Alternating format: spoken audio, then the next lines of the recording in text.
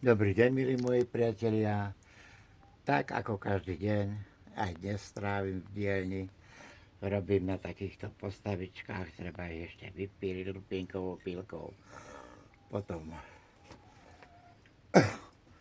vybrúsiť,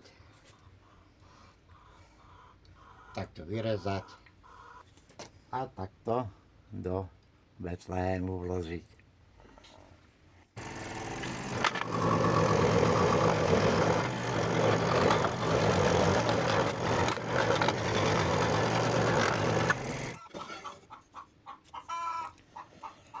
A takto pracujeme ďalej a ďalej.